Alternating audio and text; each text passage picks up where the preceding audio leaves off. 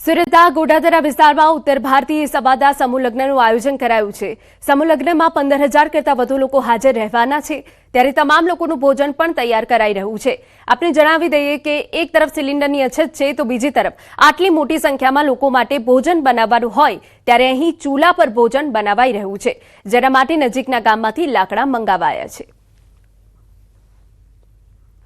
Iran અને ઇઝરાયલના યુદ્ધ જેવી સ્થિતિને લઈને ગુજરાતમાં જે રીતે ગેસની અછત ઊભી થઈ છે, કોમર્શિયલ ગેસના બાટલા નથી મળતા, ત્યારે લોકોના રસોડા બંધ થઈ ગયા છે, પ્રસંગો બંધ થઈ ગયા છે। ત્યારે દ્રશ્ય જોઈ શકાય છે કે આજે સુરતના ગોડાદરા વિસ્તારમાં ઉત્તર ભારતીય સમાજના સમૂહ લગ્ન છે। 15,000 લોકો અહીંયા જમવાના છે, ત્યારે બાટલાની અછતને લઈને હવે લોકો ફરી એક વખત પારંપરિક લાકડાના ચૂલા તરફ વળ્યા છે। દ્રશ્ય સીધા જોઈ શકાય છે કે સમૂહ લગ્નની રસોઈ તૈયાર થઈ રહી છે, તે પણ તમામ લાકડા પર અને દેશી ચૂલા પર। અત્યાર સુધી રસોડા ગેસના સિલિન્ડર પર ચાલતી હતી। આગેવાનો છે, અમિત રાજપૂત આ વિસ્તારના નગરસેવક છે, જે આયોજક છે। અમિતભાઈ, શું કહેશો? બાટલા ના મળ્યા એટલા માટે આ કે જૂની સિસ્ટમ પાછી લાવો છો?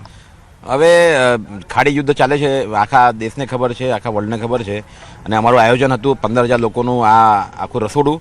51 જોડો અહીંયા ઉત્તર ભારતીય સમાજ દ્વારા દ્વિતીય સમૂહ લગ્ન પ્રક્રિયા છે, એમાં આ રીતના વાનગીઓ બનાવવાની હતી, પણ બાટલાની અછત હતી, કોમર્શિયલ બાટલા મળતા નથી 100%, કેમ કે આટલા ખાડી દેશોમાં યુદ્ધ ચાલતું હોય તો નહીં મળે। પણ અમે લોકોએ વિચાર્યું કે બાટલા જ્યારે નહીં હતા ત્યારે કેવી રીતના લોકો કામ કરતા હશે, કેવી રીતના જમવાનું બનાવતા હશે, તો અમે લોકોએ એ દિશામાં આગળ વધી જૂની પરંપરાને ફરીથી અપનાવીને આજે આ લાકડા પર જમવાનું બને છે અને ખૂબ સ્વાદિષ્ટ બી હોય છે। આ તો સમૂહ લગ્ન છે, પણ અત્યારે સુરતમાં જ્યાં જ્યાં લગ્ન પ્રસંગ થઈ રહ્યા છે ત્યાં આ જ પ્રકારના રસોડા ચાલતા જોવા મળી રહ્યા છે। ત્યારે જોઈ શકાય છે કે ઉત્તર ભારતીયોના સમૂહ લગ્ન છે, 15,000 લોકો અહીંયા જમવાના છે, ત્યારે તમામ લોકોનું જમવાનું અત્યારે લાકડા અને ચૂલા પર બનતું જોવા મળી રહ્યું છે। કેમેરામેન જીગર ગુગલ સાથે કીર્તેશ પટેલ, ન્યૂઝ 18 ગુજરાતી, સુરત। સુરતમાં ગેસની અછતના કારણે હોટલના સંચાલકો મુશ્કેલીમાં। રેલવે સ્ટેશન પાસે એક બાદ એક હોટલો બંધ થવા લાગી। ગેસના અભાવે ગ્રાહકોને સાચવવામાં મુશ્કેલી।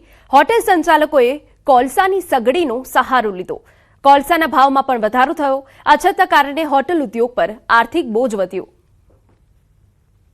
हमारा रेस्टोरेंट में गैस का कोई सप्लाई नहीं है और अभी फिलहाल मेरा स्टॉफ 20 आदमी है, उनको खाना के लिए मैं कोयला भट्टी में खाना पका रहा हूँ। अभी तो रेस्टोरेंट थोड़ा चालू कर रहा हूँ कि ये 2 आइटम चालू किया, पोहा, उपमा और रोटी सब्जी वगैरह। अभी सरकार जल्दी से इस पर थोड़ा जान ले तो बहुत अच्छी बात है।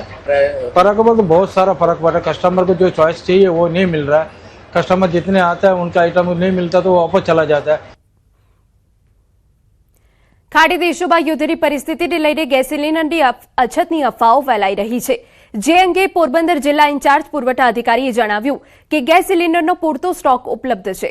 ઓનલાઈન બુકિંગ સિસ્ટમમાં સર્વર ઓવરલોડના કારણે ટેકનિકલ સમસ્યા સર્જાઈ હતી અને બુકિંગમાં વિલંબ થયો હતો, પરંતુ હવે આ સિસ્ટમ પુનઃ કાર્યરત થઈ ગઈ છે।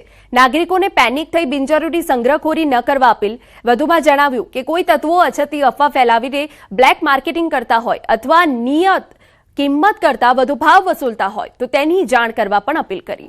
ગેસ સિલિન્ડરનો સતત સ્ટોક આવી રહ્યો હોવાનું પણ જણાવ્યું।